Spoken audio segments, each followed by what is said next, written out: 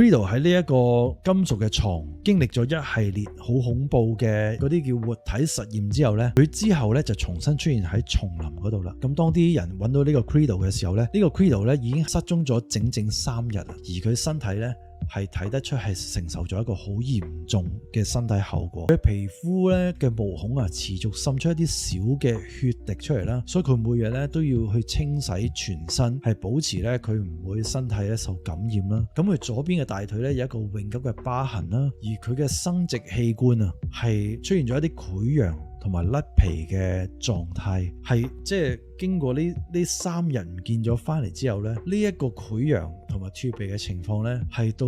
今時今日咧係都仲未康復嘅，即係雖然佢已經 pass away， 佢已經走咗嘅。咁呢啲身體嘅創傷咧，唔單止一啲痛苦嘅證據，亦都係證明咗咧佢呢一個經歷咧嘅真實性，因為佢冇理由無端端唔見咗3日，跟住有咁多咁奇怪嘅傷痕，或者一啲咁永久性嘅一啲疤痕，或者一啲呢啲傷患痛苦嘅嘢突然間出現，係咪？